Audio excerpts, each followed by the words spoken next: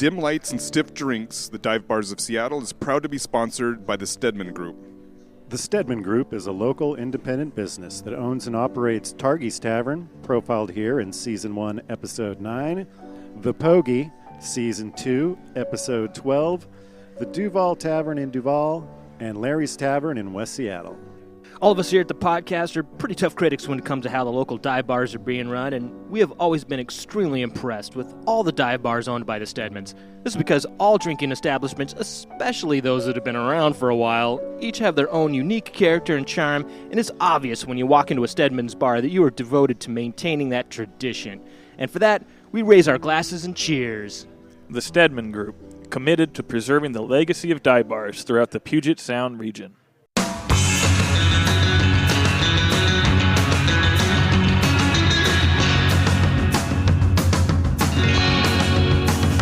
Hello, and welcome to the big show. This is Dim Lights and Stiff Drinks, the dive bars of Seattle. We're setting out to document those bars that have a seedy backstory and interesting history behind them. But we're not just talking about these places in the quiet confines of some home studio somewhere. No, I think you can hear all the background noise. We are actually visiting these places and recording each episode live on location. In this podcast, we visit the places where bad decisions and future regrets are made, so you don't have to. Joining us, as always, is our producer extraordinaire, Bob Trombley. How are you doing, Bob? Hey now, doing great. Glad to be here.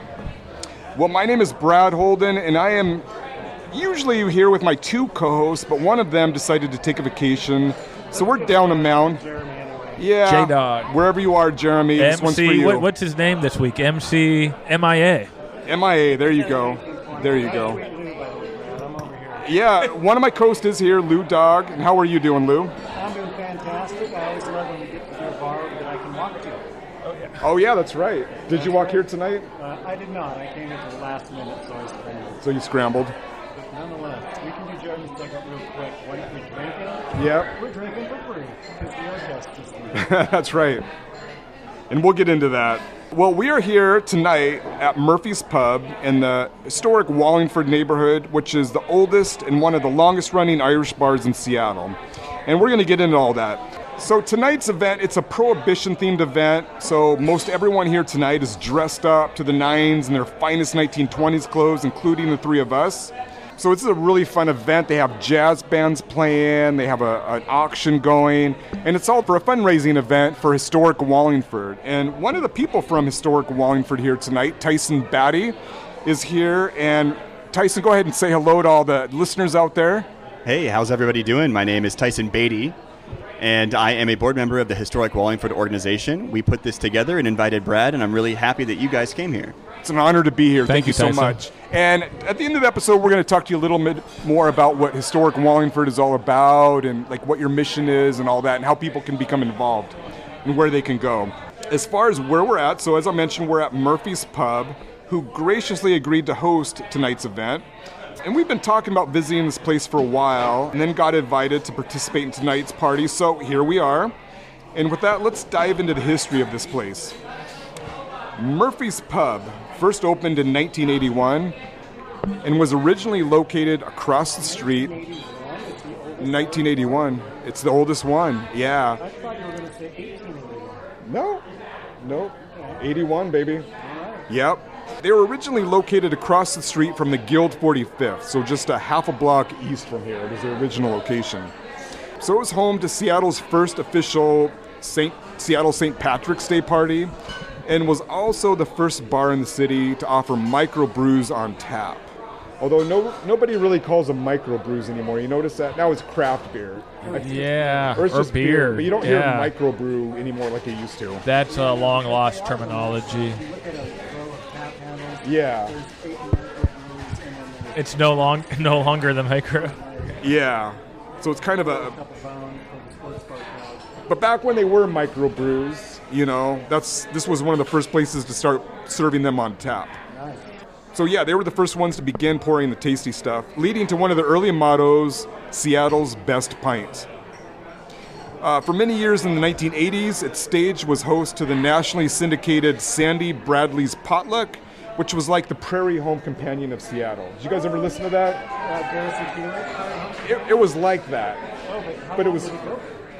It went for close to a decade. I think it went through most of the 1980s. I seem to remember it vaguely. I don't know if I tuned in or if it was just on my peripheral, radar, but I seem to remember it. Yeah, like a lot of music and stuff like that. A lot of folksy music and performers, and yeah, very Prairie Home Companion. Yeah, right. In 1991, their landlord refused to renew their lease, as a new coffee franchise known as Starbucks had reportedly offered to pay them a higher price. So Murphy's Pub was forced to move, which is when they moved here to their current location where we're at now. And again, that was in 1991. Prior to them moving in, this was the site of a Radio Shack that had been here since 1976. Oh, wow. Yeah. R.I.P. Radio Shack.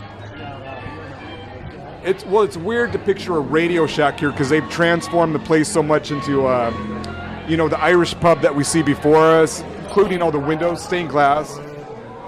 So it just kind of speaks to how much they actually did renovate this place. Yeah, probably. Some old wire in the back. Since 2015, Murphy's Pub has been co-owned by Eamon Davey, who's originally from Belfast. I spoke to him a little bit, and Shelley Bazel. I hope I'm pronouncing his last name right. They've been owned by these two guys since 2015, but about a year ago, it came out that the landlord had put this building up for sale, including Murphy's that we're sitting in right now. Yeah, there's 3 stalls, there's Murphy's, there's a restaurant, and a rug store. It's one of those rug stores, yeah, that's perpetually out of business. So, panic set in, of course, because everyone was worried they're going to sell it to a developer who's going to, tear the place down and put condos up. That's the conventional wisdom. So Murphy's Pub talked to the guy, and they kind of begged and pleaded, and the guy agreed that he would sell them the parcel that Murphy's Pub sells on, I think for like $3.5 million. $2.5 million? Well, that was what was reported in the papers. Maybe it was less. It was 2? Okay.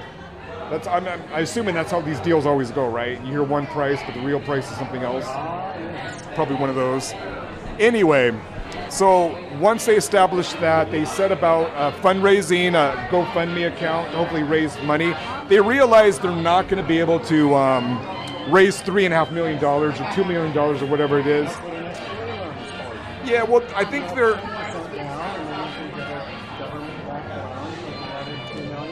Well, I think what they're hoping to do is they're hoping to find an investor who shares their values and can give them a long-term lease. So that's what the money's kind of intending to go towards. So if you want to donate money towards Murphy's Pub to help keep them open, they have a GoFundMe on their website, on all their social media sites. And the deal is, if the money will be applied to the selling price, and if a buyer can't be found, then the money gets refunded. Okay. So it's a good deal. It's a safe bet. Yeah, exactly. So, if you've been here, this is a really cool place. We would hate to see them close, so consider donating to Murphy's Pub. And again, you can do that at their website, Murphy's Pub. If you just Google Murphy's Pub, their website pops up, or any of their social media has links to that fundraiser. But yeah, so in addition to a terrific tap and an impressive lineup of Irish whiskeys, Murphy's also has an amazing menu with everything you would expect to find in an Irish pub. Irish breakfast, Scotch eggs, bangers and mass, and shepherd's pie. Food looks tasty. The drinks flow freely here, so if you've never been here before, come check out Murphy's Pub. It's a great place. Yeah, let's keep it going. Let's keep it going. Yeah. I'm sure this place is just insane on St. Patty's Day. This is one of those places that probably is just... Sometimes you don't know it's St. Patty's Day because it's not like Christmas is coming a couple weeks in advance. Right. I'll be driving down the street and it's like, oh, why is there a line on the block? Yeah. It has to be this and... At 5 o'clock when I'm coming in from work. Yeah. Murphy's and Kells. That's like the two. Definitely Kells. Yeah, definitely Kells. Well, so let's go back to Historic Wallingford, because again, Historic Wallingford is the group that put on tonight's event. Tyson Beatty is here. You guys did an amazing job putting this together. Everyone's dudded up in, their finest 20s clothes. We got music. You guys got a live auction. You had a good turnout, so kudos for you for putting this together. Thank you, Brad. And why don't you tell us a little bit about Historic Wallingford, what you guys are all about, and where people can go if they want to become involved, either as volunteers or to donate? Great, thanks, Brad. Yeah, well, Historic Wallingford is a nonprofit organization. Our president is Rhonda Bush, and we are here to celebrate and recognize a lot of the history here in Wallingford that may or may not be kind of slowly disappearing over time. And so while it's here, we like to take a snapshot of it, recognize it, and get it up on, and digitize it, get it up on our website so people can remember it and enjoy it. So we're here doing the Speakeasy event, just like you said. We're here to raise money for a lot of our community projects, because at the end of the day, Historic Wallingford has actually become one of the most organized groups in Wallingford. We do, of course, still have the community council going, but the Chamber of Commerce is currently defunct, and so we have a treasurer, we've got a president, a vice president right over here, and we keep things organized. One of the things that we're trying to do right now is raise money for what we're calling the Wallingford 45th Beautification Project, where we'll be adopting some of those utility electrical boxes you see in other neighborhoods that get decorated. In fact, you see this all over the nation. Local artists will decorate these electrical boxes with... Like in Fremont, what's the artist who does it kind of... He's a tattoo artist, and you can see it, if you're getting onto 99. Really awesome. It's Desmond... God, I can't think of his last name. But yeah, I think he's based out of West Seattle. He does a lot over there, and he does a lot on commission, and there might even be somebody else that's doing them. But yeah, those are beautiful. I love when people doing that. So that's a great plan for this neighborhood. Right, yeah, and you may have noticed driving through 45th that we have a lot of these flags hanging up on our light poles that at this point are covered in algae and moss, and they're ancient, they're ripped. We're hoping maybe a future project will be to get those things down and get some stuff up that recognizes Wallingford's history with some fresh art and some fresh flags, right? Yeah. And as I'd mentioned earlier in front of the crowd, we do neighborhood cleanup stuff, so it's truly something that's fascinating to me, and I didn't expect it to go this way when I joined the board, is that we've kind of transcended just above the historic recognition and become people who like to serve the community and give back to the community. So that's where all the money that we raise today will end up, is back in the community. That's great. Fantastic. Yeah, and again, check out their website, go to their social media if you want to connect with them. Yeah, you're going to want to check out historicwallingford.org, and you can get on that contact button and get in touch with us if you want to join any of our activities. We need volunteers all the time. Or if you have an idea for us that you want us to see through, we're the people that might be able to make it happen. So let us know. That's awesome. Yeah, everyone gets so bummed and upset when parts of old Seattle disappear for new development and stuff.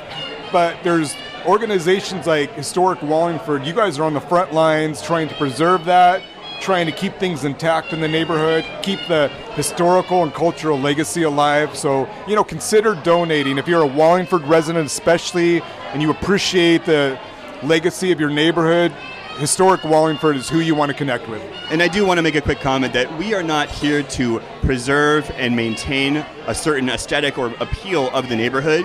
We're here to recognize it and celebrate it while it's still here. Well said. Well said. Yep. And it's also worth saying that Wallingford, it hasn't been Ballardized. Bobbin hasn't been West Seattleized. Yeah. Like these other historic neighborhoods, or the U district. Yeah. I mean, if you go down 45th, it's pretty much low. Yeah. The whole way. There's, Well, and you would know, Lou, because you are a Wallingford resident yourself. that's right. You've been hitting Wallingford hard this year, and I think he does. Yeah. I can get slothed and Yeah. Bob and Randy Brown. But yeah, there's a development coming at the old movie theater. That's about it. Yeah. It's amazing how much of this is still undeveloped. Except for the Taco Time, R.I.P. It's coming with Chipotle, but they're not Yeah. changing the building. It's the same. Well, at least they're not changing the building. Yeah. Yeah. At least that. So. Yeah, so it's really cool. And what it tells you is that when these buildings come up for sale, usually you see it in my life. The dad passed away, and the kid's like, okay. But the dad was the guy who was happy to make $120 grand a year, run it to Murphy's, didn't have to do anything. and it gets cleaned from the wet store and then it's out and it's cool. Yeah. So these are all people that have been in this neighborhood forever and have known it forever and don't want to see it change. So there's generations of people, you're saying? Yes. Yeah, and you see that. Well, Tyson, before we end the episode, is there anything else you want to say about Historic Wallingford or tonight's event or anything?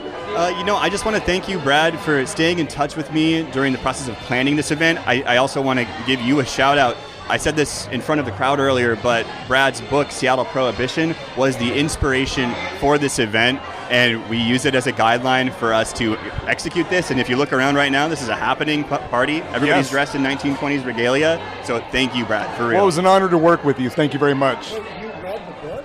Oh, of course. Oh my gosh. People listen to the podcast. A few people have read it, Lou. A few people, yeah. That's cool. So Well- everyone on the board has read Brad's book. That's right. Have you read it, Lou? I've read it actually twice. Okay, good. You passed the test then. No, well, thank you so much for hosting this event again and inviting us. This was a blast. And with that, I think we're going to land the plane for this special Murphy's Pub episode. Quick one. Where's Jeremy here? Stretch it out. Yeah, right. Oh, here, in honor of J-Dog, what are you guys drinking tonight? There we go. Oh, yeah, we'll do a quick what you drinking before we officially end things. You know, in keeping with the Irish theme, I got a Jamie on the Rocks. Good man. Yeah. In front of me, I have a Guinness, Guinness. and I also have Jamie on the Rocks. Oh, yes. Two. Each has some drink breaks for the palate. Yeah. Yeah, we've got some special guest here that's been joining us for the show. Judy. If you'd like to say a word. Yeah. Yeah, that's awesome. It'll make it day. I forgot to grab you a Coke. Let me go grab you one, man.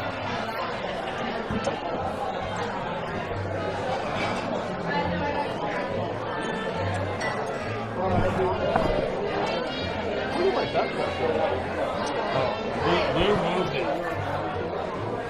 Lou moved on.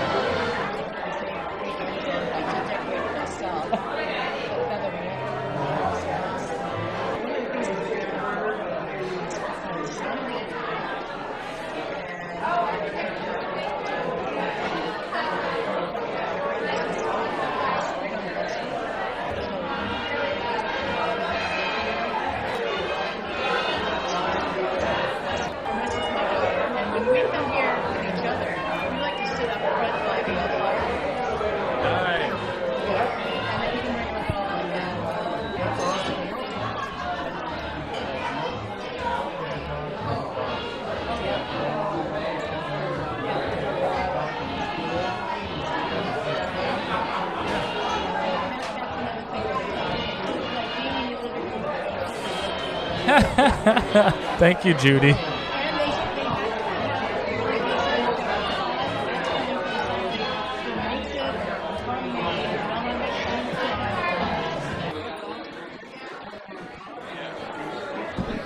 Thank you, Judy.